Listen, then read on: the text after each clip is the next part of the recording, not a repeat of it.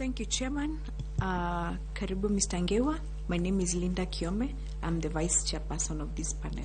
Karibu sana. Karibu. Bwana Ngewa, karibu. Mimi naitwa Bwana Andrew Tanui, mwanakamati wa chopo hili. Asante. Good evening. My name is Caroline Kituku, a member of the panel. Good evening, Bwana Ngewa. My name is Adam Solo, a member of this panel. Good evening, Bwana Ngewa. Karibu sana. My name is Nicodemus Bole, a member of the panel. Good evening, Mr. Ngewa. My name is Fatuma Ali Saman, a member of the panel. Good evening, Mr. Ngewa, na karibu sana kwa haya mazungumzo. My name is Koki Muli Grinyo, a member of the panel. Good evening, Bwana Katama. Kwa majina naitwa Evans Misati, mmoja wa chopo hili. Thank you. It looks like do these people understand that you are very good in Swahili or something? I have no idea. But you introduce yourself. Tell us those things that you think we need to know that are not in your CV.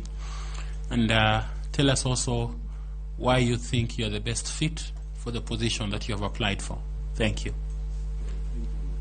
Turn on your mic. Just press on the... Yeah, speak there. Okay, thank you very much, Mheshimiwa Chair, members of the panel. My name is Edward Katama Ngewa. I was born in 1976 in Kwanza sub-county of Trans Nzoia County. I attended Katuke Primary School between 1983 and 1990 when I sat for my Kenya Certificate of Primary Education, KCPE, scoring 624 marks out of the then possible 700. That earned me the KANU scholarship that was awarded to the best boy and best girl in each one of the 71 districts at the time. And I joined Moi High School, Kabarak in 1991, sitting my KCSE in 1994, scoring a mean grade of B+.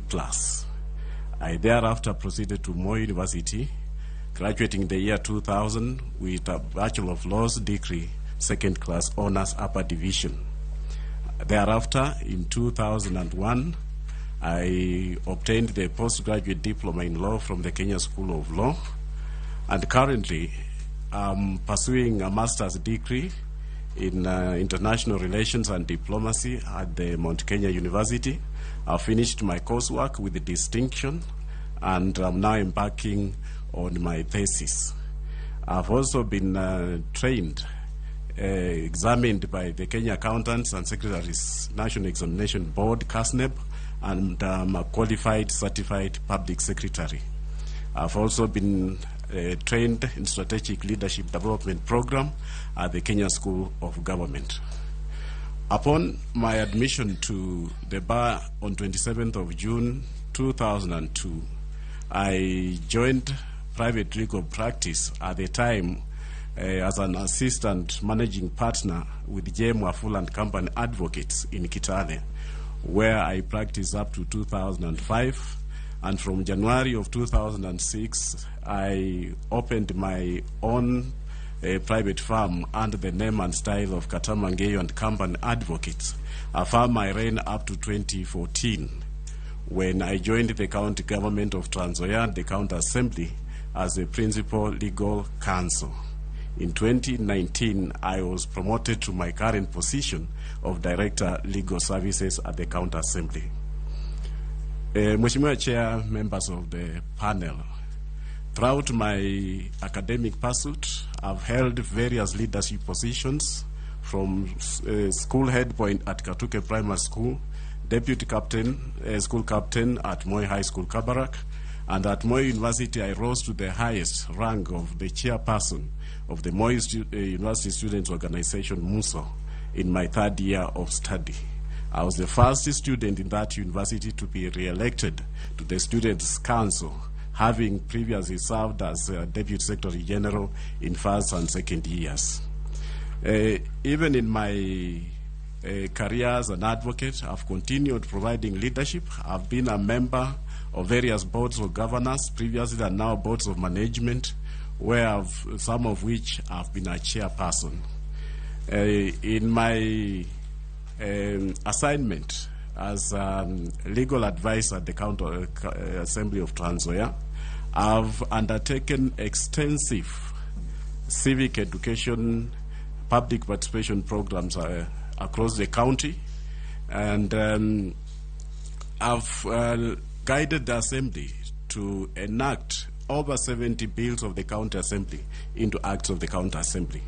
I am happy to report that none of our legislation since 2014 to date has been challenged for non-compliance with the Constitution. I must mention that I've participated in the electoral process in this country in 6 elections in different capacities. In 1997, I was a polling clerk at Katuke Primary School Polling Center. In 2002, I was a deputy presiding officer at KTK Polling Station. In 2007, I was a presiding officer at St. Emmanuel Falkland Polling Station in Kwanza constituency. And in 2013, Honorable Chair, I was a senatorial candidate for the Trans Nzoia County Senate elections. I also undertook a number of election petition prosecutions and defenses in Turkana County following the 2013 general election. In 2017, I was a civic educator, as well as in 2022. So I understand the electoral process, having participated in the elections in various capacities. In the course of my duties, Mheshimiwa Chair and members, I've dealt with our people in diversities. I've dealt with the general electorate, the general public. I've dealt with special interest groups, persons with disabilities. I've dealt with the youth. I've dealt with the marginalized and minorities.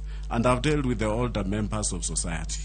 So I present myself to this panel as a person who has extensively undertaken a lot of civic assignments with the grassroots. I understand the electoral cycle, and I should also report that I was a good student of geography, and in terms of our counties, I understand the geography of our counties 100%. In terms of the constituencies, I understand the location of our constituencies at least up to 80%. And therefore, if I was given this opportunity, I'm concerned with the system. And in terms of administrative and governance issues, I've participated in procurement processes at the County Assembly. I've participated in the budget making processes. I've participated in all that involves governance and administration of a public entity in our current dispensation. Thank you, Chair. Thank you for that. I need to follow up on one thing you noted. You represented some candidates in 2013 after the 2013 elections. Yes, Chairman. I don't know how did your clients fare in those representations? We resolved some of the disputes amicably, and the petitions were withdrawn. And I lost in one, and I think I won in one. There were 5 in number. 3 were resolved amicably. And but I must also mention that I had also my own petition in which I defended myself and won. And there was a by-election? it was a pre-election dispute, but which also ended up in court. Okay, thank you. Madam Linda? Thank you, Chairman. Just remember, he said he's conversant with the geography of Kenya, at least 80% of it. Thank you very much, Chairman. Mr. Ngeiwa, yes, you have a professional background of legal, in terms of legal basis. That is your professional background. Yes. The composition of the IEBC in respect of the commissioners as well as the chairperson, and the IEBC Act directs, or rather demands, that each one of them should have different professional backgrounds so that they can be able to form a formidable team to run the businesses of the commission. Now, besides the legal profession, do you bring into the commission any other skills apart from your legal background? I bring experience in governance. I bring experience in management, leadership.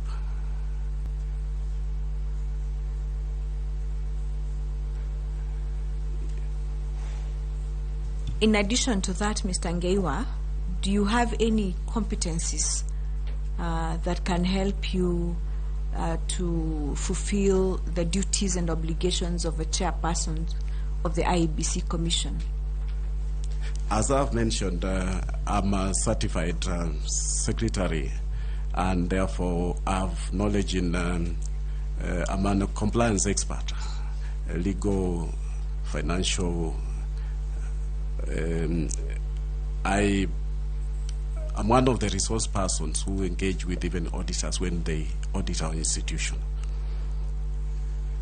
Thank you, Chair.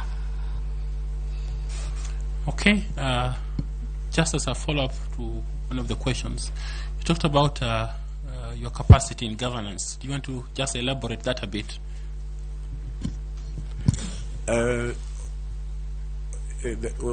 Honorable Chair, like I've said, I've undertaken a lot of work in public participation, in civic education, and generally enforcing our values and principles under Article 10 of the Constitution, in the process of the legislative processes, in the process of budget making, in the process of procurement. I provide advice to ensure that the processes are compliant with the Constitution, the law, and other requirements of governance. Madam Carol? Thank you very much, Chairman, and good evening once more. Good evening, Madam. I'd like you, I'm sure that you conversant with geography. Just raise your voice a bit. You indicated that you are conversant with geography. I would like us to have a conversation about the mandate of the IBC insofar as boundaries are concerned. So the Constitution stipulates that IBC must undertake boundaries review and delimitation every 12 years. This was supposed to happen 12 years post 2010 Constitution, which obviously we already passed that time frame, right? So in your view, what would be the urgent things? Should you be successful in this application? Should you be successful in this application? What would be the urgent thing that you engage in to ensure that that specific mandate of the IBC, insofar as boundaries delimitation is concerned, has been achieved? Okay, thank you, Madam. Unfortunately, there's a gap. The Constitution doesn't provide expressly what is to be done in view of the fact that the timelines have passed. So if given the opportunity, we shall look for a way either through a constitutional amendment or an advisory opinion of the Supreme Court so that we validate the process.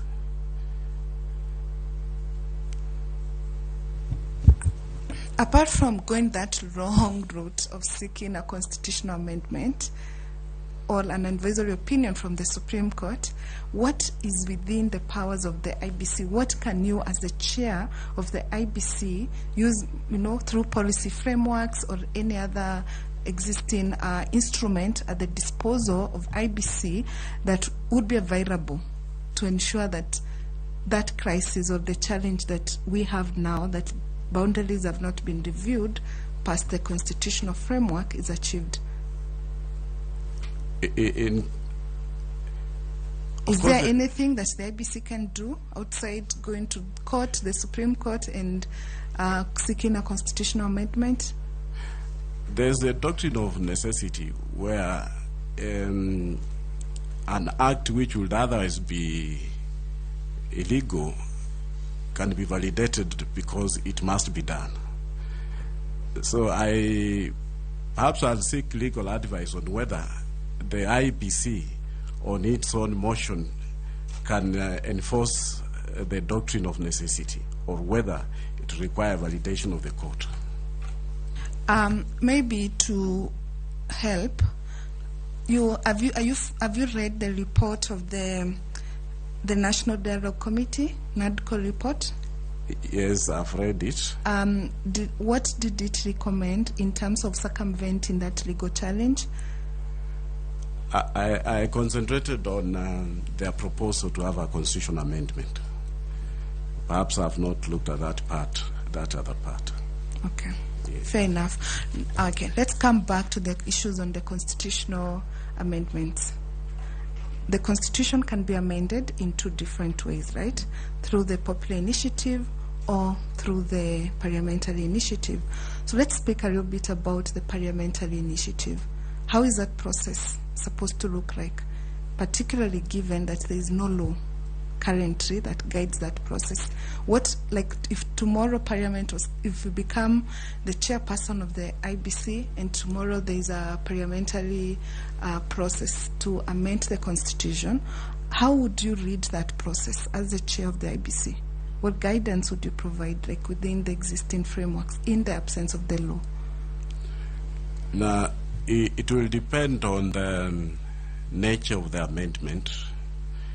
If it is an amendment which does not touch on the matters mentioned in Article 255(1), then upon Parliament amending, passing the bill to amend the Constitution, the President will assent to the bill and it will become law. If it's a matter touching on falling under Article 255(1), then upon the President assenting the bill, then you submit forward the bill to the IEBC, and then the process of a referendum will follow. Right where the challenge is.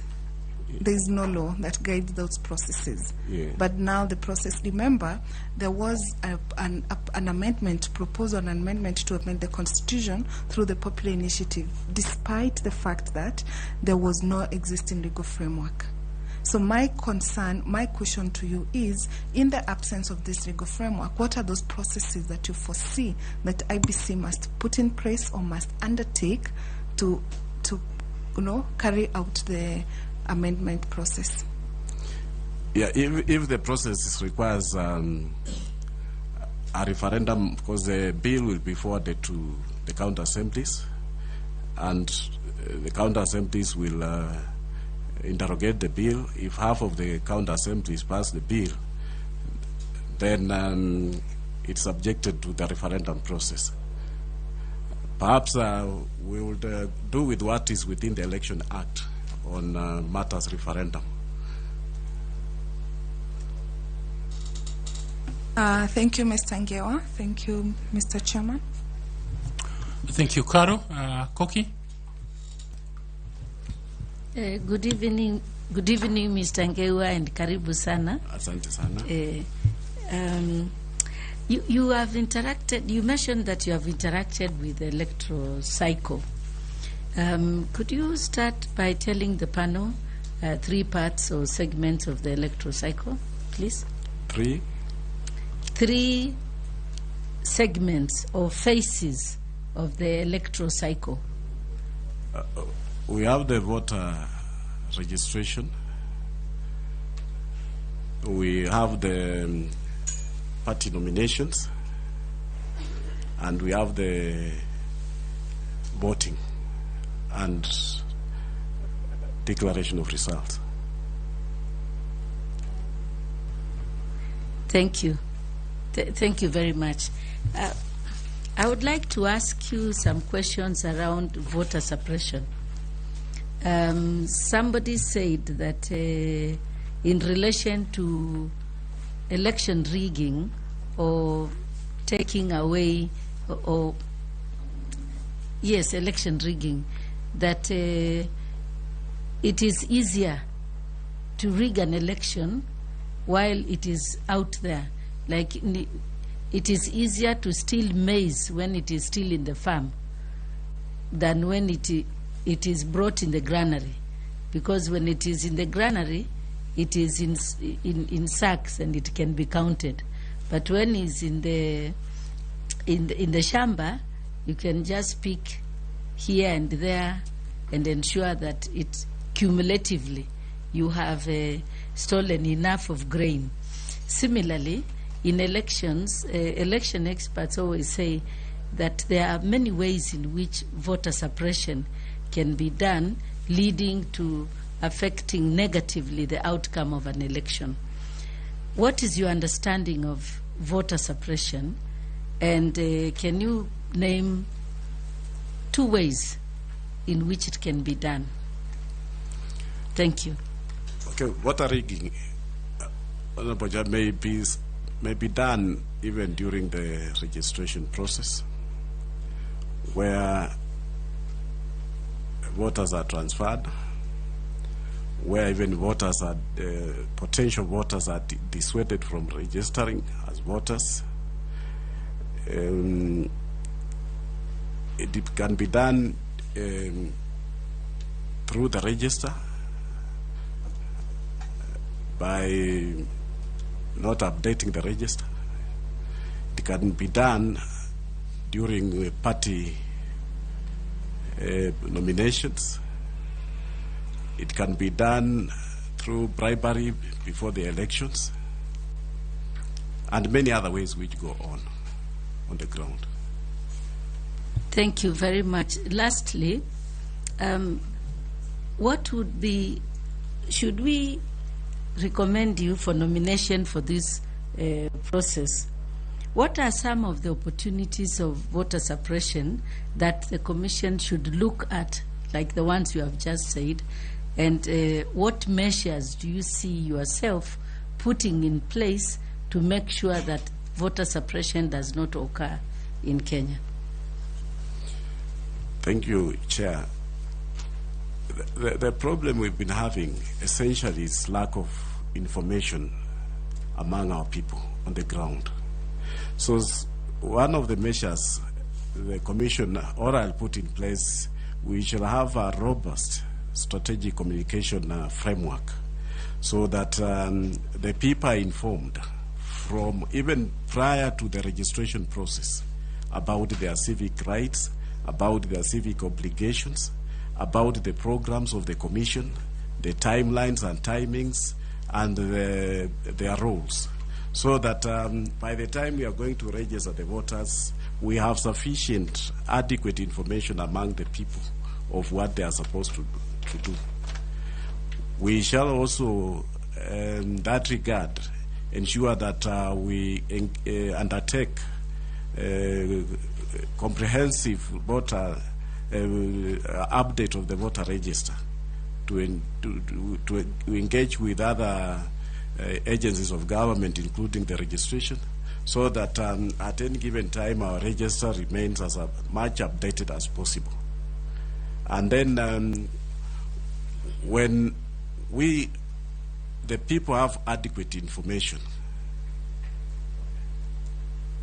especially disadvantaged groups like BWDs, the marginalized. You know, sometimes because of lack of information, they don't even offer themselves to participate. They don't know their role, the role of the political parties, how they are supposed to get even the nomination slots. That, you know, if you don't participate in party politics, then you don't stand a chance of getting a nomination. So we need to sensitize them in advance so that they take active roles in political parties, and they that way they will secure their rights and chances.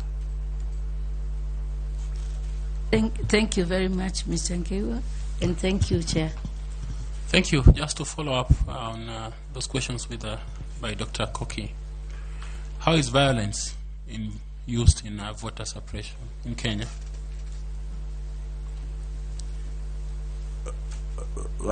Violence is a very common occurrence, and of course now violence, mostly people exploit our youth.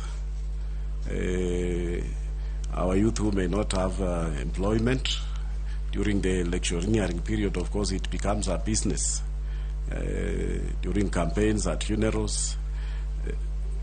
So those who have the resources take advantage of the vulnerability of our youth. Unfortunately, we don't have a law that in place that enforces measures and mechanisms on the use of money that actually is a prerequisite of violence during campaigns. Okay, thank you. FCP Etanui, you'd like to ask your questions? Thank you, Chair. And karibu tena Bwana Nkeiwa.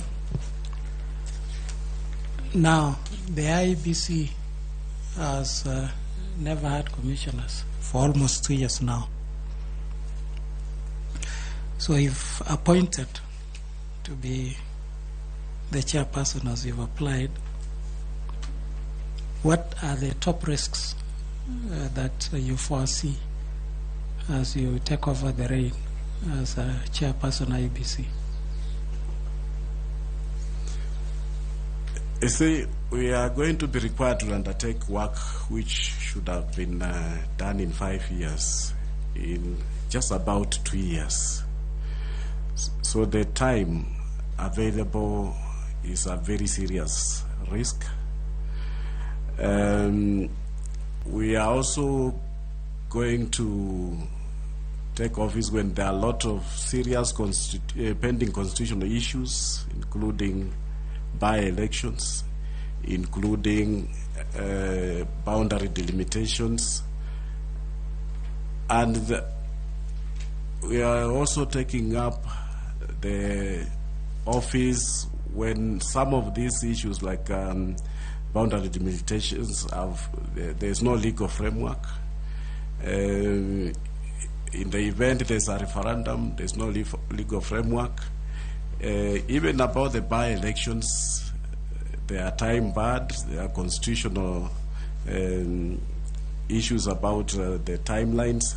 So the risks are enormous. So the strategies which you will adopt to address those challenges? In the circumstances, definitely, if we have to do work which ought to have been done in 5 years, in 2 years, then we have to work overtime. We need to enhance capacity. We need to improve on the existing technology. We need to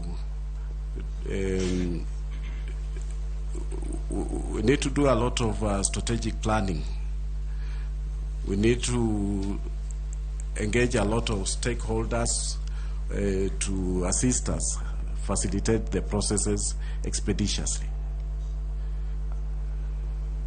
Lastly, one of the key features of independent commissions is the issue of a collegial decision-making process, collegiality. So as a chair of IEBC, how would you ensure there is unity and collegiality amongst your commissioners and staff of the commission? Thank you. Thank you, Chair. Throughout my work, from the time I was a student, I've been a team player. I ran a student governing council. I've been a chairperson of school boards of management, school boards of governance. I've been a chair of committees within my institution where I work. I'm even currently the chairperson of the integrity committee of the Kitale Bar Bench. So I'm not new to teamwork.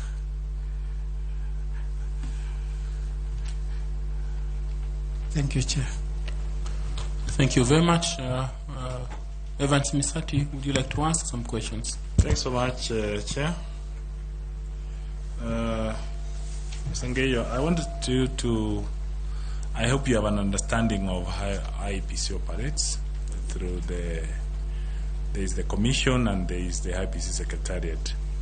Could you please enlighten the panel your understanding of the roles of the distinct roles between the Commission and the Secretariat? The Commission is the policy making organ. The Secretariat is the administrative wing of the IEBC, headed by the CEO, who is the accounting officer of the organization.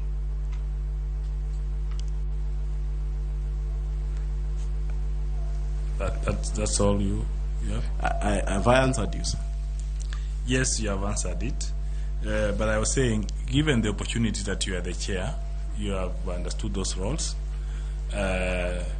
Maybe from the operation point of view, the Secretariat is the one which is, you are always in charge of operations.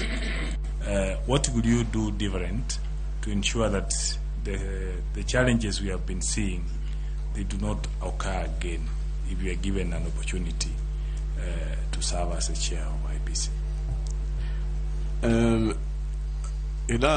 I'm going to be an executive chair given the opportunity, meaning that I'll be hands-on, and my role and that of the commissioners will be to provide leadership to ensure that there's compliance with governance provisions, and that can be achieved from the onset through proper planning, consultative planning, through cooperation, through putting in place mechanisms and structures so that there are systems which are actually running the organization and the people are basically the instruments operating the systems. So once we have the systems in place, once we have the proper plans, the procurement plans, strategic plans, then it will be very easy to provide leadership and direction. Thanks, Chair. I think that is enough for me. Okay, thank you very much, Evans. Now I will ask Mrs. Fatuma Saman to ask some questions. Thank you, Chair.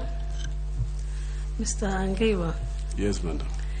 In 2017, it was reported that about 7% of women candidates experienced some form of gender violence during the election period. So if appointed to the position of chair, IEBC, what measures would you put in place to make elections safer and more inclusive for women and marginalized communities? We need to have a robust enforcement of the codes of conduct. Both the party and the IEBC codes of conduct. The parties need to undertake more more rules and be more proactive in terms of protecting the rights of women.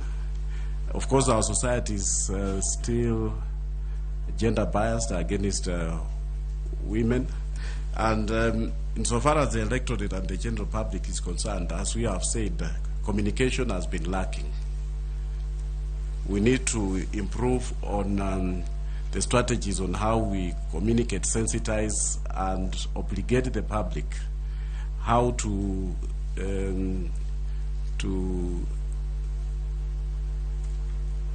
put in place measures to ensure that parties, especially parties, political parties, put in place measures to protect their members who are women and other disadvantaged groups.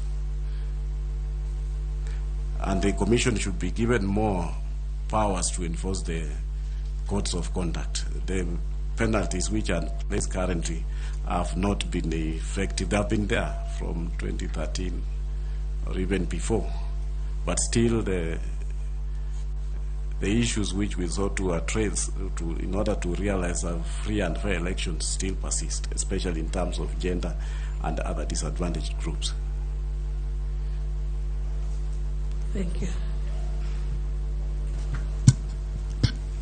Bwana Ngewa, do you think that we have had free and fair elections in Kenya?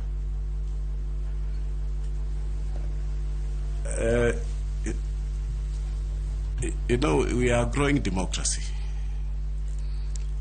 and looking at history and comparative analysis, we are not doing so badly. But this is not where we are supposed to be, especially after the promulgation of our Constitution 2010. We needed to have made more progress than we have done. So to some extent, looking at even the post-election disputes, the percentage of the disputes which come out apart from the presidential elections, the percentage points to a fact that we are growing as a democracy. But if we put in place proper mechanisms, proper enforcement, compliance mechanisms, then there's hope, and we are doing fairly well. Okay, you've talked of petitions. What are the other indicators of free and fair elections?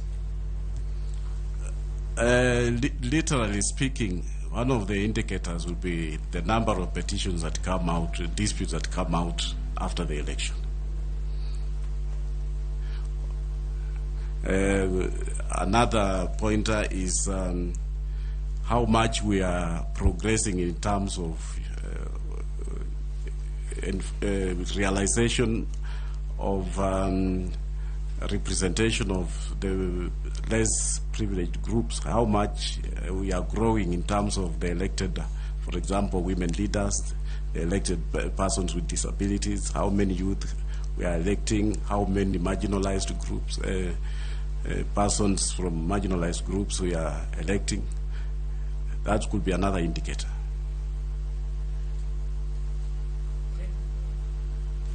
Thank you very much. Allow me to now move on to Mr. Nicodemus Bore, next to you there, to ask you some questions. Thank you, Chairman. Nangeiwa, when you are introducing yourself, you indicated that you ran for a senatorial seat in 2013. Yes, sir. And thereafter, I think you lost during the nomination? No, I lost in the general election. And you went ahead and petitioned the win against you? No, the petition emanated from our party.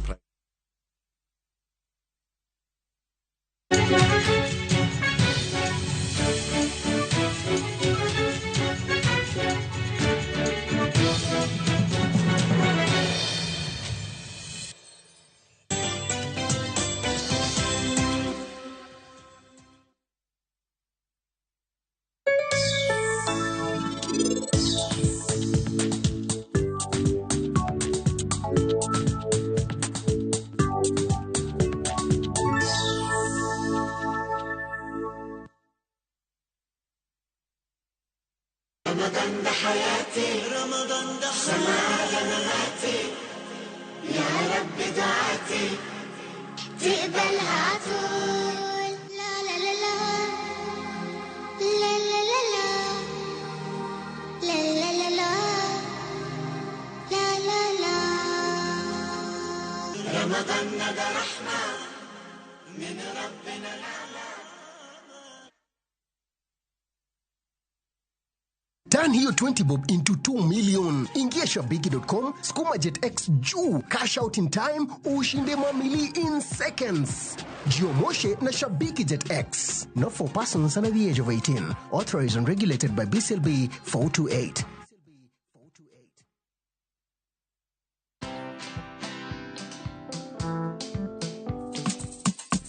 Today we're being flagged off and starting our 5-month journey. Around Africa. Yay! Hi. The dream they have to educate 50 for life inawezekana. We're doing this to support education of needy students through the Logos Endowment Fund. We invite you to follow us on all our socials around Africa on motorcycles. Watch this story and more. Download the Citizen Digital app or visit www.citizendigital.com and find the Citizen Originals portal. Kenya's #1 app, Citizen Digital. Step into history and uncover the wonders of Egypt with View Travel in 2025. Starting from $1,467 per person sharing, enjoy 4-night full board stay, Nile cruise dinner in Cairo, explore Alexandria, Kite Bay Citadel, Library and Farouk Palace, marvel at the Giza Pyramids and Great Sphinx, visit the legendary Suez Canal, indulge in 5-star lunch and dinner experiences. Visit viewtravel.com or call and WhatsApp 0703-254-254. View Travel. Dream, explore, discover. Ok an emasechiko. Beduru giteko, kendo beduru gichir, kik uluor, kik kweduru, nimar Ruoth Nyasaye ma Nyasachu biro bedo kodu kuonde duto. Yudo beduru giteko kaka skiza tune mari, di star 811 star 414 hash. Bende isebedo gi siso mar ng'eyo gigo matimore alworani. Sama gari ofundo ji mang'eny, koyudo hinyruok to kata insurance temo hepo. Obed chenro mag sirkal, obed masira mayudo ji kar tich. In safety mari, Nonro mamulo ratichi. Somo kende oken kamoro mibro wach ni ng'at mosomo ni dongere wacho ni ng'ani this succeed in life. Wuok tich ka wuok tich. Curriculum design o change. E chenro mar rameny piny, sa 1:30 otieno. Wan oganda luo nyaka wakoro waneni to be wanyalo bedo gi kembni. Nyise oganda jo Kenya gimonjo be ni giwinjo kuomi. Ka ikelo ni gi Lydia Okeyo. Akoro ng'ajo ng'ato mar rameny piny. Chick bye.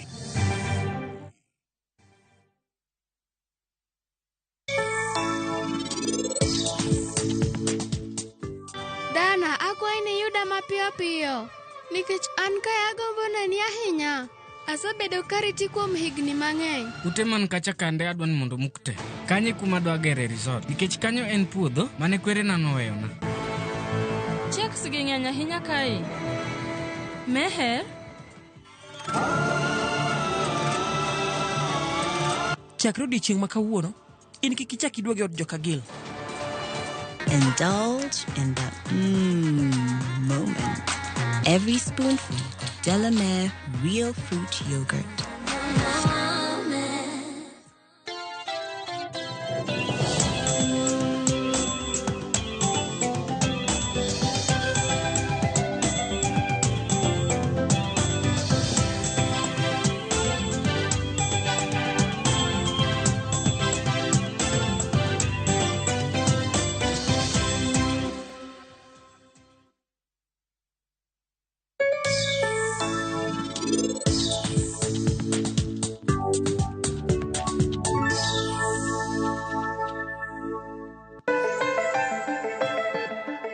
Penj laktar ka okelni gi Sensodyne.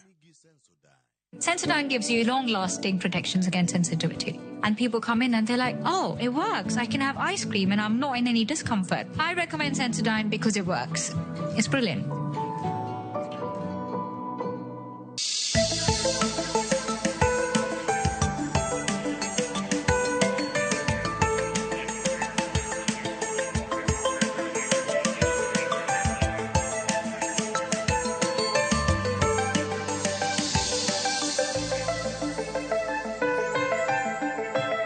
Irio nade jahera mar penj laktar kawa wacho ni ngima en mwandu. En ga morna mar bedo kod odiechieng' wago mbaka wang'yo kaka wanyalo bedo kod ngima makare. Amor mokalo ni wendo wa kendo daktari wantiere studio ka. Yena mondo mi amiye thuolo nyiswa ni nyinge ng'a en wuod kanye. En laktar molonye weche mage. Kae to kokwa ketho kinde kata matin wadonje twak achiel kachiel. Kata doko ni ok en wenda ahinya to ne jogo ma samoro pok oromo kode machiegni penj daktari. Erokamano. Kuom nyinga iluonga ni Dominic Hamisi Owino. And Wood Migori County, Awendo Sub-County, North Sakwa. North Sakwa Kanya village milo muniringa, Saria Primary School.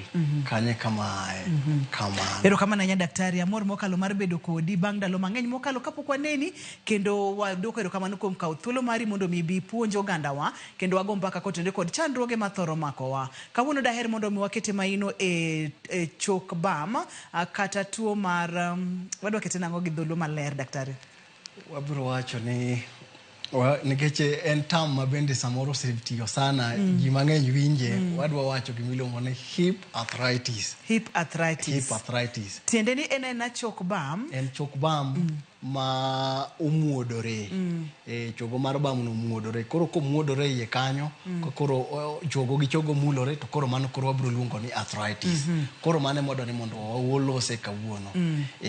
Moro kapok wadonje e chok bam moregore kachiel kod midhier ni kata chandruoge monyalo biro godo wakuongo ng'e ne chok bam kata chogo mar dhano ahinya kor ka bam koni kako chal chogo mangima kod tije wamulo matin kaito wadonja e muodruok mar chogo ahinya chok bam. Koro abro wacho ni chok bam walbro luongo ni hip joint. Hip joint ka ibro lose gi choke madhi choke ang'wen. Koro choke ang'wen madwa loso hip joint ni achiel kuom gi waluongo ni the femur. En e bam chogo mar bam man garungu e wiye kanyo. Koro tarungu no odonje ei bugo miluongo ni socket machalo kaka pany. Odonje iye kanyo. Koro kodonje iye kanyo to iye kanyo waluongo ni acetabulum. Koro acetabulum no kanyo odonje iye kanyo. Acetabulum no gi wiye malo wan gi gim waluongo ni gi piny gi malo wan gi gim waluongo ni ischium to gi ischium makonyo mondo mi koro chogo no odonje iye kanyo mi to bed motegno makare. Koro magi choke mantiere kanyo maloso the hip joint. Kamano. Koro kanitiere tabu ei choke go to koro rem biro bedo ni nitiere tabu sana emar bam kopono muodore ma chogo koro gi chogo makore to koro mano mobiro luongo ni koro hip arthritis. Daktari ka wang'iyo chok bam nikech daher mondo mi ogandawa oyud picha maler kuom chandruoge manyalo biro e chok bam ipimonwa kata nitiere kod choke mopogore kachiel kod gik mopogore momiyo bam nyalo bedo katiyo maber nikech chokego. Wantiere kod picha moro ka daktari mabende waneno kacha chogo ma ipimonwa ni femur waneno machielo kacha ni hip socket kakiwachonwa ni odonjo mochal panye kaeto e kore kanyo kata e diere kanyo bende wantiere kod cartilage. Okang'eyo kama e picha ma itemo mondo mi wang'e koro mori nyalo wuotho kodwa mana matin nono mondo mi nyiswa tij chogo ka chogo kachiel kod omuot mondo mi eka wasudi. Abro timo mano. Erokamano. Koro mae mwaluongo ni the pelvis. Koro the pelvis ka mae kama waluongo ni the hip joint kama joint nitiere. Koro joint ni nawacho ni lose gi choke madhi choke ang'wen. Koro chogo ma piny madonjo iye kani ma waluongo ni the femur en ma en gi ng'ute madonjo e acetabulum to iye kama odonje kani waluongo na acetabulum iye ka e socket kanyo. Socket ni waluongo ni waluongo na acetabulum.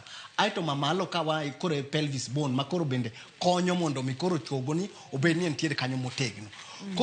Koro cartilage manitiere kani sama cartilage manitiere kani oduongore makoro chogo gi chogo mulore to koro kanyo makoro waluongo ni arthritis nitiere e joint ka. Koro te joint maber en joint ma function maber koro mane kama entiere to koro kwa duogo kone kwa ng'iyo ma koni ni to koro wabro neno ni kae ma koro wan chalo koro wachako wacho weche mag osteoarthritis ningeche biro neno ka koro choko mana wan koni ni koni normal to ma ochako barore koro ko barore kama to koro ma koro biro miyo wa koro biro yudo gimiluongo ni arthritis ningeche koro chogo koro biro bedo ni koro nyalo mulore kamano machando gintiere choke kachiel kod omuot tiende ni area no teka ntiere kod chandruok to koro mano en hip arthritis mwawacho ni hip joint kamano hip joint arthritis yes daktari debede ni tiere gik ma opogore manyalo kelo chandruogni ponono ni nitiere ma ang'no michoke regre ma koro chal kaka chalo ni en ang'o gini manyalo kelo chandruok machal kod manyalo kelo chandruok kama moduong' sana en iga mar ng'ato ka ng'ato nyalo bedo ni en gi iga moniang to ningeche hip joint ni onyalo bedo no wuotho seche mang'eny aito gindalo bende mosedak nyalo miyo ng'ato bedo ni nyalo yudo arthritis hip arthritis machielo bende nyalo bedo ni ng'ato nigi ratil man malo koro konyono to choke cartilage ka toyore konyono nikech ratile mare man malo mano nyalo miyo bende ng'ato nyalo yudo arthritis no aito bende nitiere jok matimo sports machalo kaka jok manyalo timo basketball, jok matimo football, jok ma bende nyalo timo gima waluongo ni hiking, samoro gidwa wuotho to gidhi idho gode mang'eny. Mano bende nyalo miyo ka koro giketo weight mang'eny e joint ma kanyono to nyalo miyo koro onyalo bedo ginyruok mochako nyalo yudo arthritis. Kendo aito bende nitiere samoro ng'ato bende nyalo yudo infection. Samoro infection nyalo bedo ni ng'ato nyalo yudo infection e joint kanyo ma odonje iye kanyo. Mano bende nyalo miyo hip joint bed gi tabu. Bende nitiere jok ma samoro bende nyalo bedo ni gin gi tabu mar dislocation kata ginyalo bedo ni giyudo ajali. Mano bende nyalo miyo ng'ato yudo tuo mar arthritis mantiere joint kanyo. To sana gima kele sana en ni age. Samoro ng'ato nigi higni moniang ema ong'eny godo sana kamano. Kapok wadonje higni moniang, awinjo ka imulo kamoro kacha ni samoro ka ng'ato wuotho mang'eny kata timo exercises mang'eny nikech koro choke go tiyo mang'eny mokalo nyalo miyo riwruok cha duongore obarore kaito chako kethore. Wantiere kod oganda wa mohero weche mag exercise kendo gitimo ma vigorous mokalo. Kapo nono ni okotime yo makare bendo nyalo kelo chandruogni to yore makare kata ndalo monego beni ng'ato time exercises machal kod ma onego beni chal nade. Koro biro yudo ni samoro kapok ng'ato timo exercises ka ng'ama timo rako kata ng'ama timo sport to nitiere gima waluongo ni warm up. Nyaka iket ni dendi obedo mayom mo dendi ogonyore makare kapok ichako timo exercise mwinjre bende timo ka. Koro ka dendi osebedo mayom mogonyore man kare to koro biro yudo ka koro ikinyal yudo injury sana. Aito bende koponi nitiere kaka jok mantiere manyalo bedo ni gitimo sports go to dwa ni mondo gibed gi nitiere ng'ama rango gi momiyo kuponi ka irango gi mondo kuponi ne en gi injury kata mana mar leche samoro leche nyalo bedo ni no oyware mojony to koro dwani mondo icheko gi daktari makare mondo mi kik hinyruok mar leche ka bendo chako songi ma chak migi tabu e hip joint kanyo kamano. Koro mago kwa timo kamano to wabiro bedo ni koro wanyalo bedo ni koro warito joint ma koro joint chako kenyere zaidi kamano. Wanaona gi kidieny achiel mar arthritis mar bamni daktari koso gibiro e yore mopogore. Mano nitiere. Wan gi arthritis aina mang'eny. Wanyalo bedo ni nitiere arthritis mwaluongo ni rheumatoid arthritis maminsore ni dend dhano gi dend dhano gore kigino owuon. Koro mano waluongo ni autoimmune. Mano arthritis bende mano nyalo kelo kanyo. Aito bende nitiere moro mwaluongo ni psoriasis. Psoriasis en ni nitiere en kaka ng'ato nyalo bedo ni nitiere en gi skin disease. En gi tabu e pien leche mar dende ka. To mano bende nyalo kelo tabu ni osefwenyi mano bende nyalo kelo tabu mwachako yud godo arthritis manyalo donjo e joint kendo. Mano nyalo timore kamano. Mori mulno tudruok mantiere kind ariyo gi daktari. Koro gimwa biro timo ni manyisore ni tabu man yudore mar pien no gin e kategori mwalacho ni autoimmune manyisore ni dend dhano gi dend dhano gore. Koro ka dend dhano gi dend dhano gore to mano nyalo miyo koro biro miyo onyalo chamo leche onyalo inyo leche mantiere e joint kanyo nikech koro entiere gima ringe remo. Koro mano nyalo miyo oyud infection e joint kanyo kamano.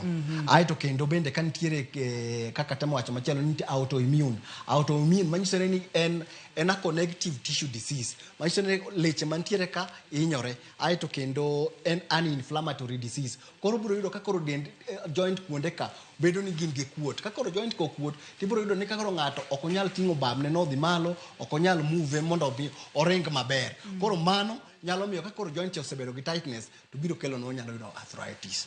Nengeche wuotho joint ok nyalo wuotho maber.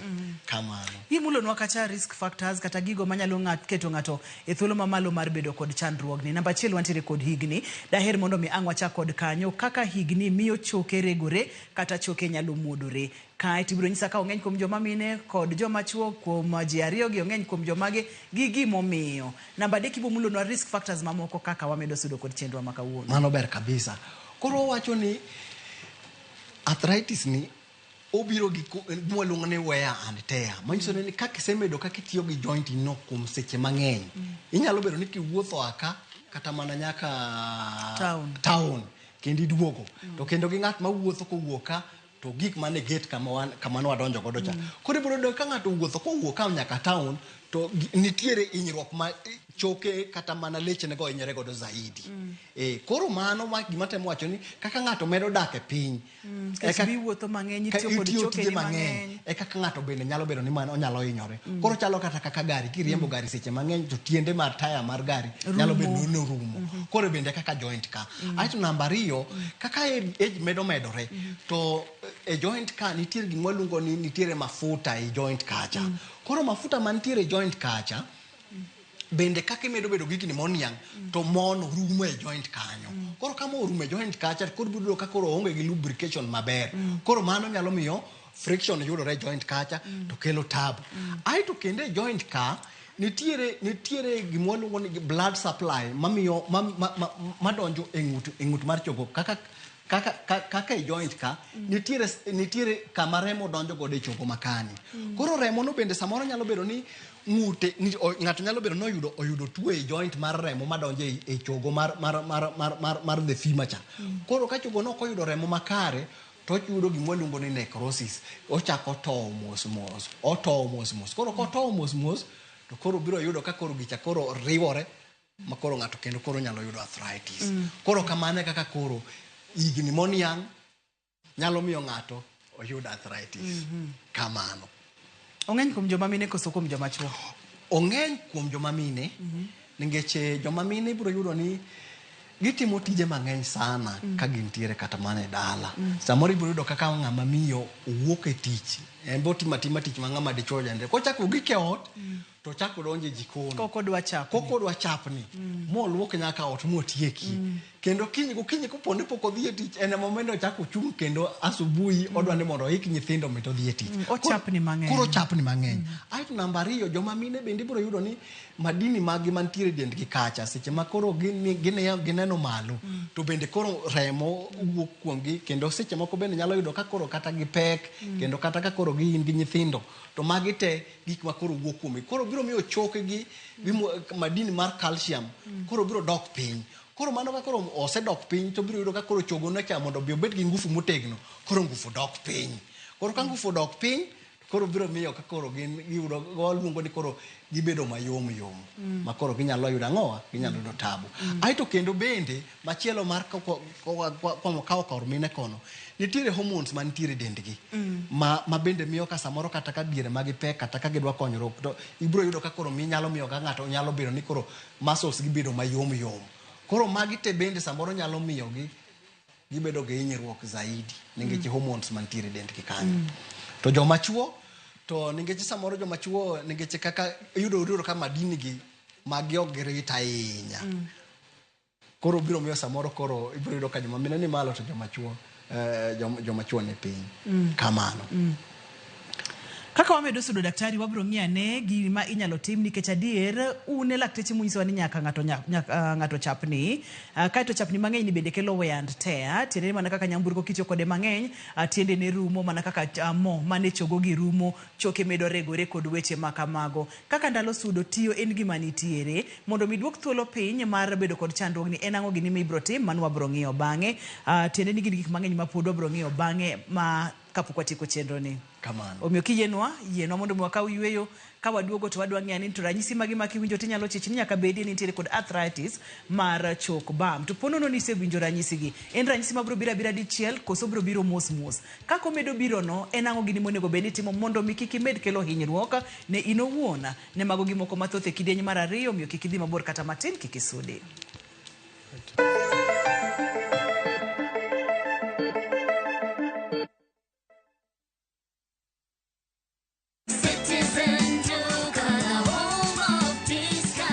Msimu huu wa Ramadhan, save pakubwa na Citizen Duka, the home of discounts. Pata tende 500 grams kwa shilingi 289 kutoka 375, 2 kgs basmati rice kwa 589 badala 746, 2 kg ya unga wa ngano kwa 149 kutoka 171 na 500 ml maziwa kwa shilingi 45 badala ya 49. Kununua bidhaa hizi, dial *487*5 hash, chagua bidhaa unayotaka, lipa na uchukue bidhaa hizi kwenye Quickmart supermarket karibu nawe na uenjoy kusave.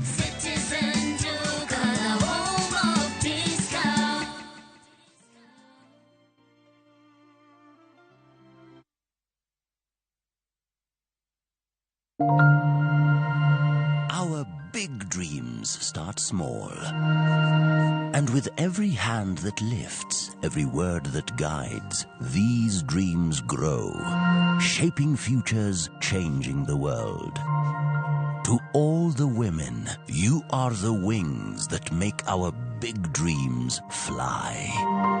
Happy International Women's Month from Royal Media Services.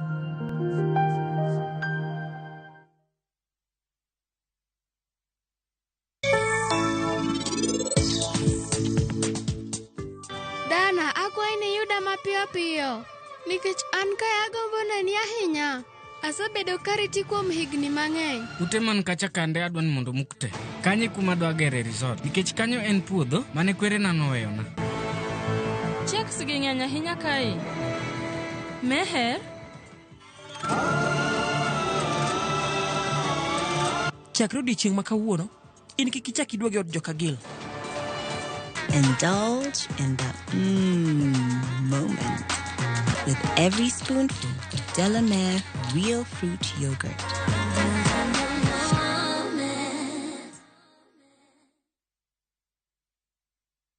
Kuwa rubani. Fly the skies ukinonesha wallet. Play the aviator on patapata.com and win big in seconds. Not for persons under the age of 18. Authorized and regulated by BCLB license number 447. Na kuungamia Mungu Mwenyezi, nanyi ndugu zangu. Kwani nimekosa mno kwa mawazo, kwa maneno, kwa vitendo na kwa kutotimiza wajibu. Nimekosa mimi, nimekosa sana. Ndio maana na kuomba Maria mwenye heri, Bikira daima, malaika na watakatifu wote, nanyi ndugu zangu, niombeeni kwa Bwana Mungu wetu. Mungu Mwenyezi atuhurumie, atusamehee dhambi zetu, atufikishe kwenye uzima wa milele. Amina.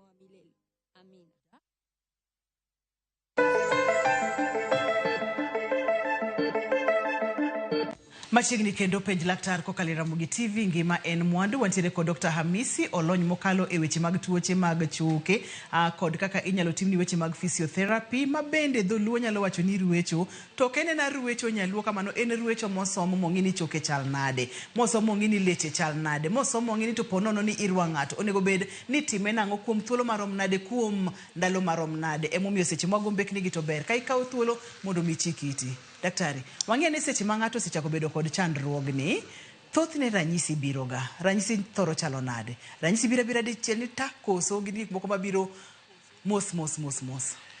Okay, kakoro kapo mondo mi wafweny ranyisi, nitiere gik mabiro timo mondo mi wafweny ni problem nitiere kanye. One, wabiro kawo jatuo, wabiro cheke ni to osebedo ko complain, wakawo historia mare, ose complain no winjo ka en gi tuo e bamne. Koro ko biro, wabiro timo na examination, wabiro cheke ni to ugo chung malo to tiende ne go begi romre. Ngechi biro yudo ni samoro tielo konchiel bor mo onyawadgi ningeche koro mano manyiso ni chogo chose regore sana makoro onge koro wan gi gima luongo ni hip discrepancy koro mano biro timo mabende mano bende measurement bende wabiro timo kendo bende wabiro chako fwenyo ni to chalo nade ni to joint ne no nitiere movement manyalo bedo ni timore koso onge koro kobiro to biro nyiso ni ka temo rotate tienda ni koro kaka ge picha mantiere kan kobiro to ma waluongo konindo gi ondinge anormal konindo gi ondinge to kwa wadolo tiende ne kadok koni wabiro yudo 40 degrees mano en normal to kiyudo gima less than 40 to manyisore ni chogo chose chamore koro joint no osechako bedo ma tight movement koro nyal dhi kama ber kodolo kadhe kod guokan to kwa yawe koduogo oko waluongo ni external rotation to winjero be ni wayudo 45 koro kwa yudo 45 wayudo 30 wayudo 28 to manyisore ni iye kacho osechamore aito kendo jotuo gibiro biro ka gi complain owinjo kowuotho to owinjo aidha obiro kosinyo okowuoth maber aito bende ibiro yudo kata ka obiro koni rem bende owinjo ka ntiere e joint ne kanyo ten rem mantiere iye kabisa to samoro bende nyalo bedo ni around hip joint nyalo bedo no okuot samoro en kuot nyalo bedo ni ntiere iye kanyo en gi swelling moro matin kata maduong' bende koro mago te aito gi kata kowuotho kosinyo biro nyisowa ni nitiere hip arthritis e iye kanyo moro daktari pimna ni thothne en rem mano ranyisi namba 1 en rem mawuok ka gimowuok iye kato samoro nyalo dhi aminga makoro kata ng'ato ok nyal wuotho maber osienyo kata obiro yudo ka bamne kanyo okuot mano gin moko kuom ranyisi thothne ranyisi gibiro dichiel koso gibiro koluwore kod hinyruok mantiere chogo iye mano penjo maber kaka hip arthritis ok en gima nyalo biro dichieng' achiel en gima nyalo kawo kata mana higni 20 nengeche en gima waluongo ne wear and tear nengeche sebedo kiwuotha kode mos koro samoro ng'ato nyalo bedo no owinjo rem mabiro to lal rem owinjo to biro to lal to wuotha kode koro kaka ng'ani medo wuotho zaidi kako medo bedo gi gini to choke ka medo chamore koro biro mana hinyore ahinya mos koro biro gi stage moro ma koro biro yudo ni koro kata kotemo yawo tiende mondo wuog oko kama ok yawre maber kotemo mondo duok tiende mondo kadh koma chielo bende ok timre maber koro mano biro chako wacho ni koro kata what we call joint range of motion manyiso ni mondo kaka thuolo matielo yudo mondo yawre godo bende koro osedok chien aito kendo leche ne bende mantiere kacha nengeche leche ka koro ok nyal yawre kendo ok nyal dhi malo koro biro yudo ni koro leche ka bende koro chako bedo no ng'wony koro kanye ma koro tabu chalo bedo koro kichako penye to bende nyalo kata kulori mondi mak tiendi koro ok onyal nengeche tielo cha ok nyal rotate maber kendo ok onyal ringo mayom e joint kanyo koro mago ranyisi mabiro nyiso ni joint no osehinyore zaidi kamano ma en gima kawo ndalo en gima kawo higni en gima kawo ndalo mang'eny to kanye ma onego bed ni ng'ato chiche ma ka ichich mokwongo to onego bed ni ng'eni nyaka bedie ni choke osechako regore e choke mag bamna ka kiwinjo rem madwa dhi mar wik achiel wige ariyo wige adek tiwinjo ka rem nok dogi aito kendo kata kichako wuotho tineno kata ka kichako wuotho bende chako change unjere mondo idhi ne daktari kamano aito bende kiwinjo kata sami yweyo seche mi yweyo ok move kata joint kata kinindo tiwinjo winja ka iye kanyo remo mano biro nyiso ni nitiere tabu e joint kanyo ma onego bed ni wachiko itwa ka gimoro rach kata rem aina gi kiwinjo to onego bed ni temo mondo mimany kony mapiyo ema ka jatuo sewinjo gigi to biro iri kaka laktare makoro ang' ichako timo examination ibo kawo history kaka nipimonwa cha tene nigo kode mbaka ni gini nochako karang'o iwinje ga seche mage kato ni wacho nitiere kamoro mipimo inyalo pim nyaka tielo inyalo pim tielo nikech ibiro yudo ka samoro gino osechamore to koro ibiro yudo ka koro tielo koro opogore koro tielo konchiel bo to konchiel chiek koro ka tielo konchiel bo to konchiel chiek to manyiso ni koro leche osechako ng'wony kendo kata joint cha bende oseregore ma koro donjo iye zaidi koro mano nyalo nyisowa kaka chalo aito kendo bende gimachielo samoro bende kaka notemo wacho ni samoro ng'ato nyalo bedo ni wuotho footwear gimwa warwako unjere wuoche bende bedo wuoche maber man comfortable ma ng'ato nyalo wuotho godo kwa muda mrefu nikech samoro idwa wuotho nyaka idhi nyaka town ti wuotho gi wuoche ma ok ber ma wuoche ma ok nyalo mi support maber mano bende nyalo miyo inyruok yudre e joint kanyo kata ka in just sport onjiri benia in gi wuoche ma sawa sawa mar timo sport monjiri bende timo no koro kendo kata kisa timo sport ai to bende dwani mondo ibedo ni itimo ni gima luongo ni regular check up mondo wang'e to joint go chalo nade kapo ni injury moro nitiere to waloso kapok obedo advanced kamano to giko biro dhi mana makare awinjo kiketo maino nikech magi gin gik makelo ne ji chandruok samoro chandruok biro ka ng'ato kong'eyo ni gini kelo ne ng'ato chandruok iwacho kacha ni ken ja sport nyaka idhi mondo mitimni check up bang' kinde kata bang' thuolo ka bang' thuolo kor ka wuoche ka dwani mondo mimul na maber moro kaka ni wacho ni chandruok ni thoro mako joma mine tire kidienje mage mag wuoch ma mine ok onego bed ni rwake inyalo rwake ni ober to gikone to bokelo ni chandruok joluno go ngero ni geng'o ber moloyo thiedho mana diere kabisa koro ibiro yudo ni nitiere samoro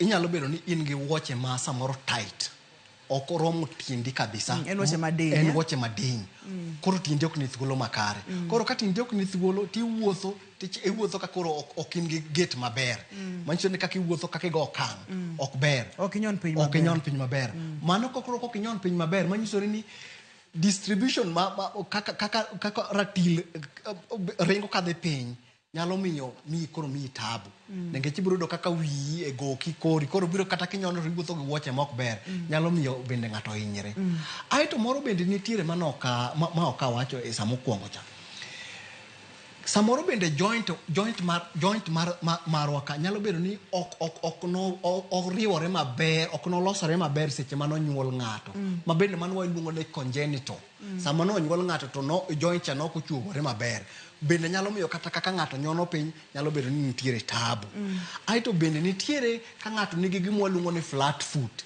oonge gi arch tiende konyono piny to konyon maber koro ka ng'ato nyono piny to odhanja piny koro kodhanjo piny kamano to bende biro yudo ni koro ratil ma wuok e ng'uti gi tiendi kadhi piny nyalo miyo iyud injury e hip kacha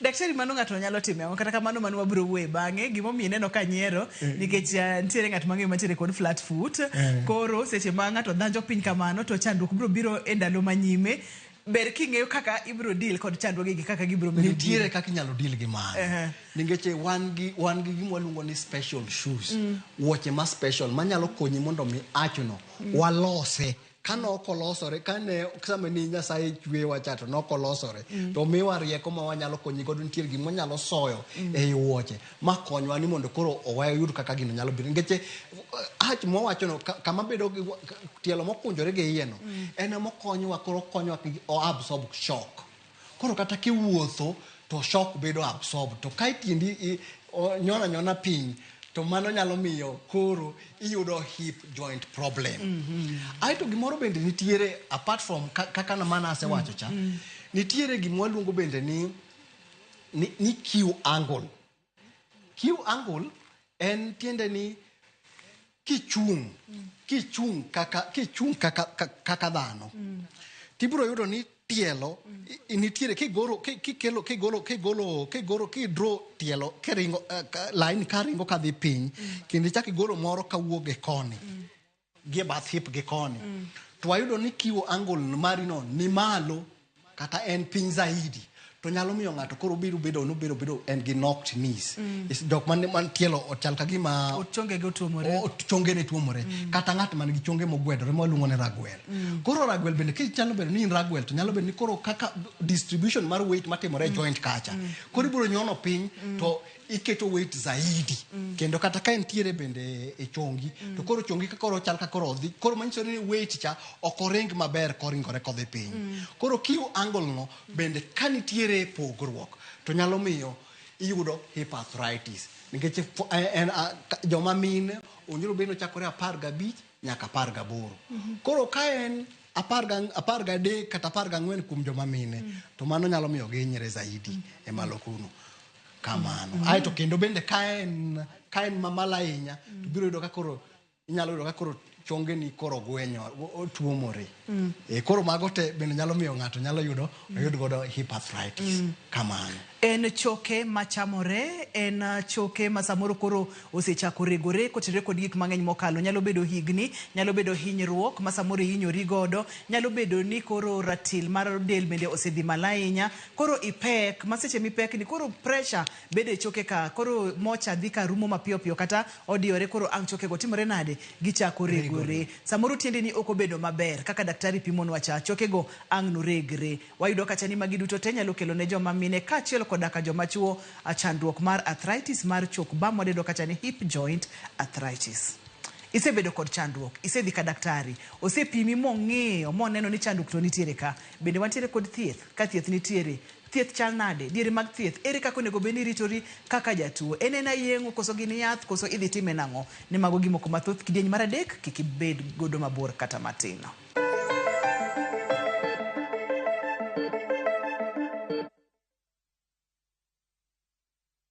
Planning the perfect Easter and April school holiday getaway? Make unforgettable family memories in Dubai in a View Travel. Starting from $1,451 per person sharing, enjoy 5-night stay with breakfast, Dubai Parks and Yas Island theme parks, Dubai Aquarium and Underwater Zoo, Kidzania, Global Village, Desert Safari and Abu Dhabi City Tour. And yes, your entry visa is sorted. Book now and lipa pole pole. Visit viewtravel.com or call and WhatsApp 0703 254 254. View Travel. Dream, explore, discover.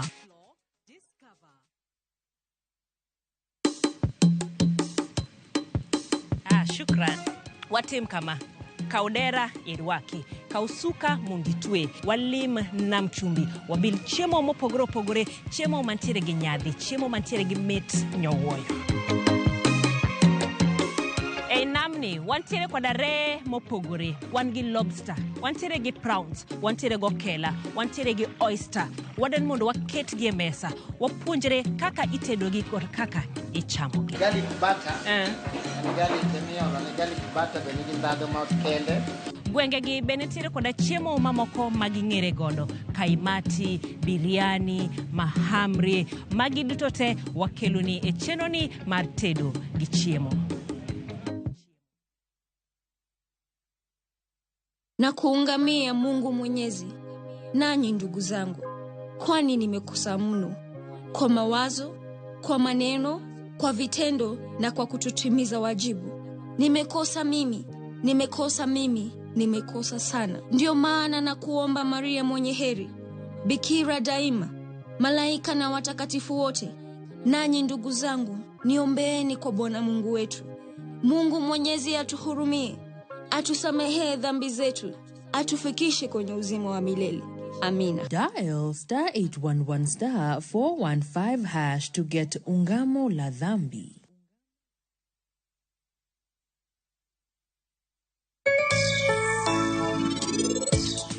Uteman kacha kande adwan mondo mukte. Kanye kuma dwa gere resort. Nikech kanyo en puodho mane kwere na noweyo.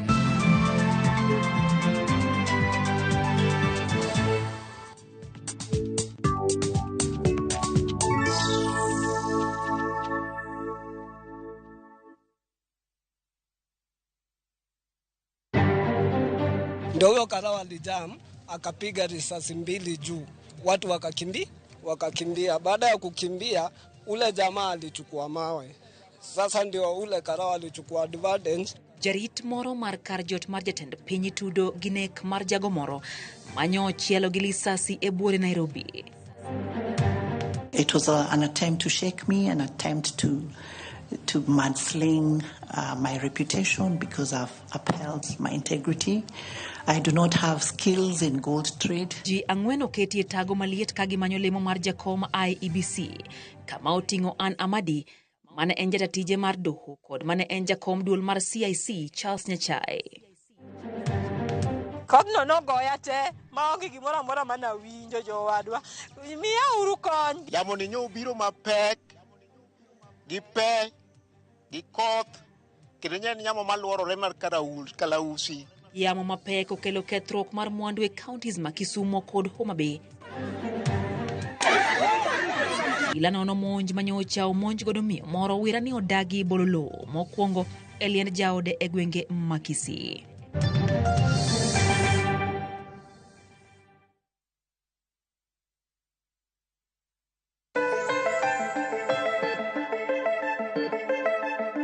Machiegni kendo penj laktar kokalo Ramogi TV ngima en mwandu. Arthritis mar chok bam. Inyalo bedo kode, samoro inyalo nyuoli kod choke ma samoro ko bedo kare, samoro bende inyalo yude kaka imedo dongo kaka ndalo medo sudo. Ere gima onego bed ni itimo idhir laktar. Laktar biro timo nonro mano wacho ka. Daktari, koro kanyo chakre kanyo, aweni mondo mi pimnwa kaka koro wadwa wuotho mondo mi jatuo odhi maber kendo ngimane obed maber. Koro mondo watim management mar jatuo man gi hip arthritis ni nitiere gik mang'eny mabiro consider mabiro fwenyo ka. Ibiro yudo ni seche ma jatuo kopone kaka joma mine samoro seche ma jatuo ni hospital samoro problem ko nyuol nyathi samoro problem gi wanyalo konyo gi kapod ng'ato tin.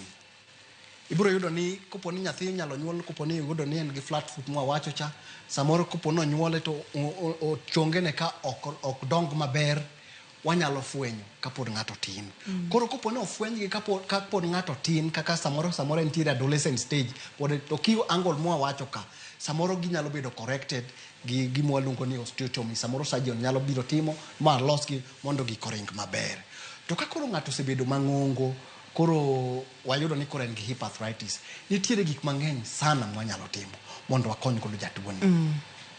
Koro wan gi gimwa luongo ni conservative management ma koro wathiedha ma inyalo miyi yien, wabiro timo ni physiotherapy, wabiro miyi advice, wabiro cheko ni to wuoch aina mwage munjre bende rwako.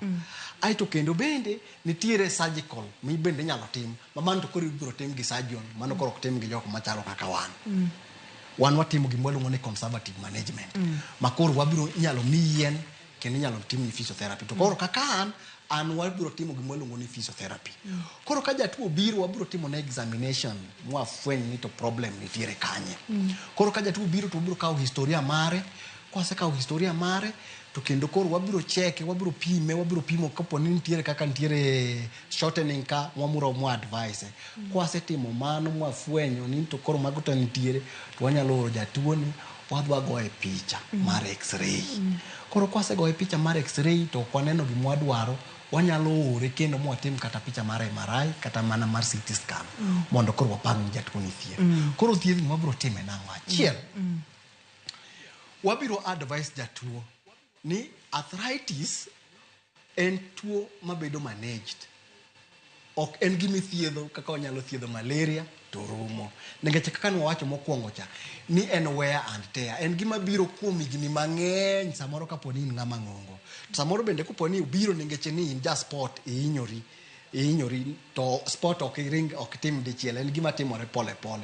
Koro management kani koro wan gi exercises mowinjore bende watimo ni jotuo. Koro exercise gi wabiro hakikisha ni koponi nitiere leche mobedo no jony moko tegno to wabiro timo ne leche go exercises mondo leche go bed motegno. Koponi nitiere joint mok nyal ringo kaka waneno mokwongo cha joint owinjore bed no dhi 140 kirotate tiendi ka 40 degrees kirotate tiendi ka donjo iye 45 ko wuok oko. Koro ok nyal yudo 40 to koro wabiro mi exercises mabiro konyowa mondo mi 40 cha wabed ni wanyalo yudo.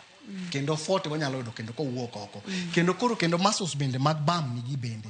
Wabiro hakikisha ni watimo gi mondo gibed motegno mondo megi bende inyalo support choke ni kichungo malo. Koro kwa timo mano to wabiro bedo gi konyruok makare. Koro apart from exercises bende wan gi gimwa luongo ni hydrotherapy. Hydrotherapy ni en manyisore ni wabiro teri timo exercises e pi mawom. Pi mantiere gi liet makare. Koro mano bende nyalo yudo koro ibiro kiting'o tiende ni to biro songo kadhi malo kendo biro miyo nyalo timo exercise kuom seche mang'eny. Mano bende wanyalo timo kanyo. Aito kwasetimo exercise nitiere bende ruecho bende mwanyalo ruayo i joint wanyalo ruayo leche maber kabisa. Aito waketo gi heat therapy matin mondo mi inflammation mana ni malo cha odog piny.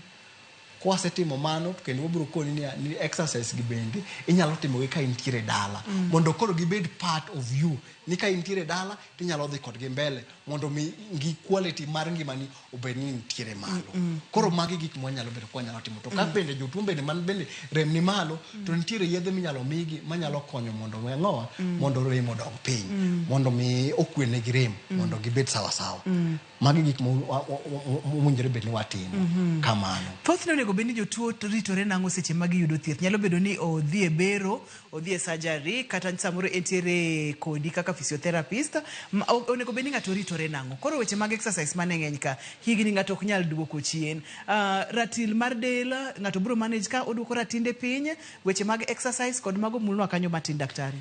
Koro management ka, mano exercise ne wan component achiel. Nitiere component machielo mar duoko ratil mar dendi mondo dog piny. Koro ratil seche mitimo exercise cha biro bende konyi mondo mi ratil mari odog piny.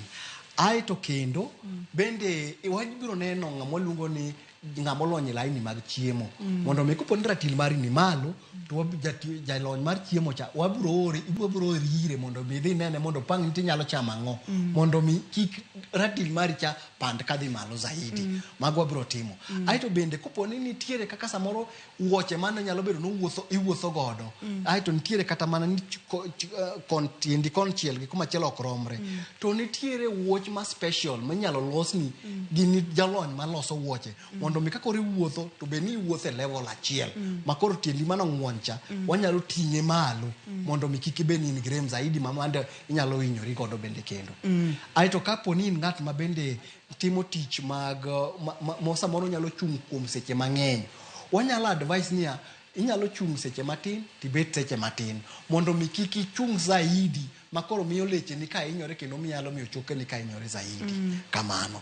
Koro mano e conservative management. Aeto nitiere bende samoro daktari nyalo neno ni koro choke ka osechamore sana, koro ka choke kochamore zaidi ma samoro koro timo ni physiotherapy kende ok biromo, aeto kata muonyo yedhe kende ok biromo. Koro samoro daktari nyalo amua ni mondo wakony jatuo ni mondo ngimane obed maber nikech joint oseriwore zaidi makoro joint ok onyal songo. Koro daktari ma waluongo ni surgeon nyalo amua ni mondo watim ne gima iluongo ni hip replacement. Koro hip replacement ni kosetimni manyiso ni koro acetabulum kuma no wacho cha iketo ni chuma iye kacha. Koro mondo mi chuma cha biro miyo koro tiendi nyalo wuotho maber. Aeto leche bende nitiere kacha. Kopo ni leche kano ojony zaidi magi ng'won to samoro bende nyalo yawgi mondo giriere zaidi mondo mi oyud ka koro inyalo bedo masawa sawa. Koro kisetimo mano to koro kendo daktari biro ori kendo ir physiotherapist seche mosetimni surgery cha. Koro biro ori ir physiotherapist jarweche makare mondo mi otimni exercises motegno mondo joint no oduog sawa sawa mondo mi koro chak ibed ng'at ma koro ngimane koro nyalo bedo sawa sawa. Koro kamano kaka wamanage jotuo man gi hip arthritis gi. Yena mondo mi aduoki chien matin Dr. Hamisi. Kamano. E yore maga nitiere kes moro mane wantiere godo ma miyo ma iteno sekalo prauchiel nitiere kod chandruok mana ma wawueni hip joint omuot mar wi chogono nochamore saidi nyaka choke ka nochamore mokalo kaeto otim surgery olok chogono koselok chogono koro ket chuma moro mabende wanjo ni bire kidenye mopogore opogore mano wa ket bathe matin to ni onego bed ni ng'ato chako physiotherapy kanye tok kosetim surgery ni tip koso nego beni okaw ndalo moko kosea e mesa mar jayengo koko biro ir Dr. Hamisi koso nego beni jogi tiyo kanyakla ma kosetieka surgery to Dr. Hamisi okwanya to gidhi kode nego beni thuolo ni chal nade. Ruth pano penjo mamit kabisa. Kaka na setemo wacho mokwongo ni tijni ok itime ng'at achiel. Utime kaka team. Koro kuponi jatuo sebar to ko timne bero kawuono sa odhiambo sa 12 odhiambo to kinyi go kinyi physiotherapist odonjo ir jatuoni bang' seche 6 winjore physiotherapist osedonjo kanyo mondo mi ochak konyo leche ka wachak timo ne leche ka orako makare wachak songo joint ka mondo chak move koro winjore ichaka immediately bang' seche 6 joluno go ngero ni gengo ber maloyo thiedho.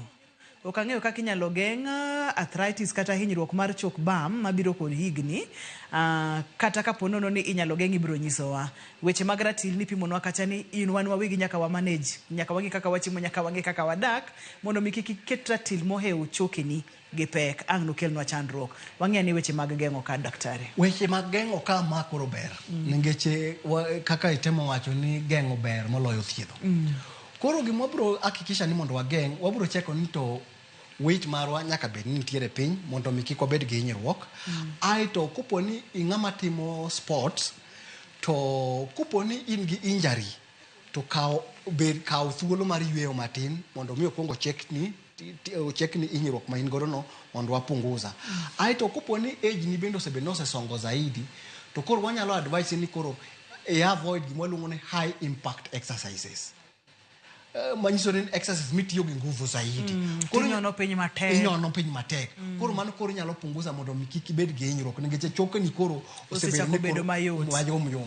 Aito kendo wanyalo biro advice ni mondo ng'ato nyaka bed ni obed active.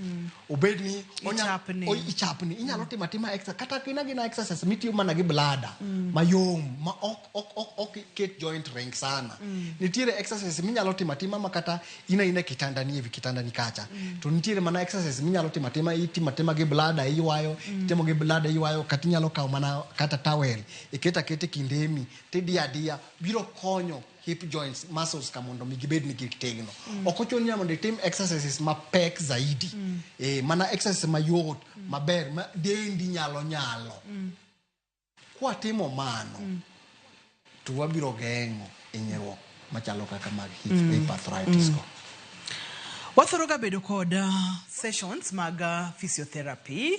Samoro setimne ng'ato yeng'o, ng'ato nego beni di sessions adi. Samoro ng'ato kotimne yeng'o otiatia kod yath, nego beno di sessions adi. To kapono ni koro setieko kodi kaka laktar, ka en dala kocho, onyalo time kuom thuolo marom nade kapok oweyo. Koso koro en gima ng'ato tima thuru.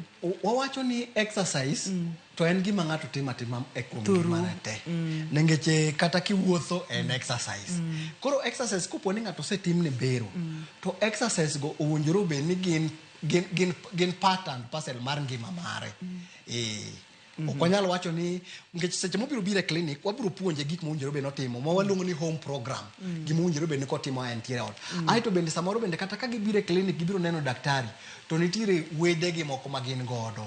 Bende wanyalo puonjogi ni mae gima owinjore bed ni jatuo timo ka gintiere dala.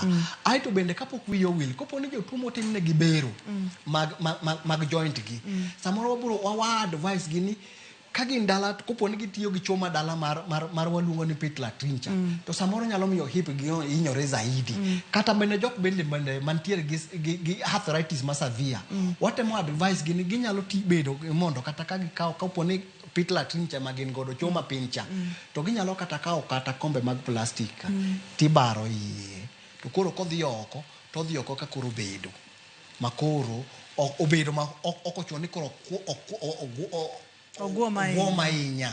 Ngech kogwoma ahinya to biro winjo rem zaidi. Koro nyalo loso ne kata gimoro ma koro ting'ore gi malo ma kodhi to konyore godo.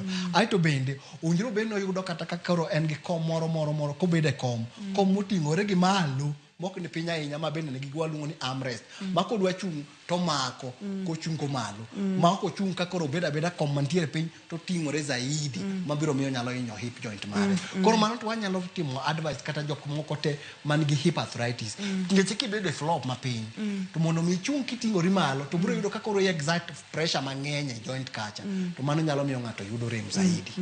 Hapa ni makelo wakata mattress kamininde ponono ni nindo piny, chung' nyalo bedo chandruok. Koro beda gi kitanda moro makichung' to ntiere ka kichung' iketo tiende ni piny maber tichung' kokihinyo chokeni gi pressure mang'eny. Kamano. Daktari, wach mogik minyalo wewa godo kotende kod chendo ni en ang'o? Wach minyalo wewa godo kawuono ni kopo ni ng'ato owinjo rem madwa kawo wigi 3 to rem ni pok orumo, ber mondo mi ng'ato dhi one daktari chon. Nikech ka jotuo mobiro chon to wakonyo gi zaidi, makendo gidak ka quality mar ngima gi ni malo zaidi.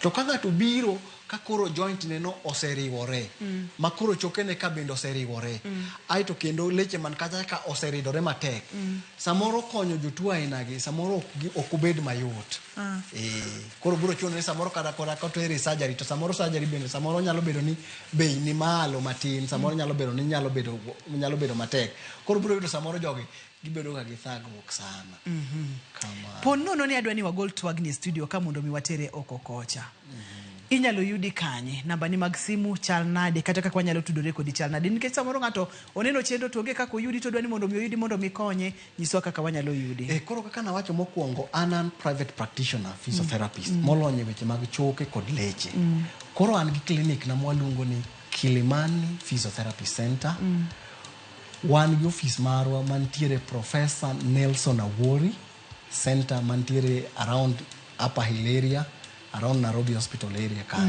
kanye ma wantiere kanyo third floor B6 kanye mayudora kamano ero kama na yenye daktari kendo namba mar simu en 0724 54 68 77 inyalo nono daktari 0724 54 68 77 ero kama nanya daktari amor mokala gero ni odiochieng' machielo kwa luongi tibodogo wagoye mbaka kotendre kod gigo mahinyo dhano kod kaka wanyalo bedo kod ngima makare abiro timo kama nikech ngima en mwandu ero kamano mano Dr. Hamisi olony e weche mag ruecho wadendo kacha ni physiotherapy kendo olony mokalo e weche mag ng'iyo leche kachiel koda kachoke to bende wachonwa kacha ni kaber to nego beni idhiga mondo mi cheki to sasa mwinjo rem to nego beni cheki e mapiyo agero ni ndiko namba no nikech ok ing'eyo ni nyalo dware odiochieng' mane to kapo nono ni nyalo dware kikibed maluor tudri kode ubro konyi ne daktari wa ero kamano makende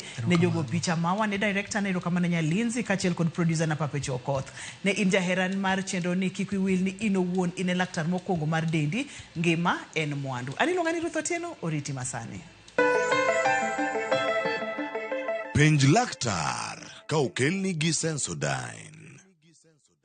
Sensodyne gives you long-lasting protections against sensitivity. And people come in and they're like, oh, it works. I can have ice cream and I'm not in any discomfort. I recommend Sensodyne because it works.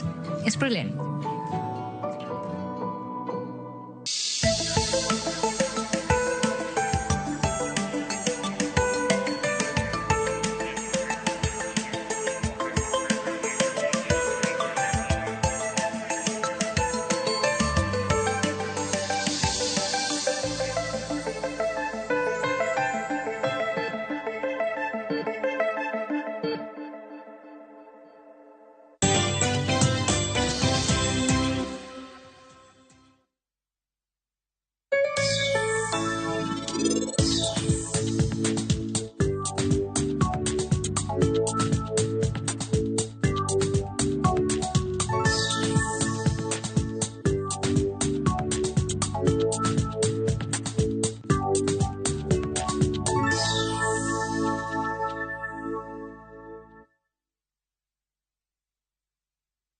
رمضان ده حياتي رمضان ده سمايا مماتي يا رب دعاتي تقبلها عطول لا لا لا لا لا لا لا لا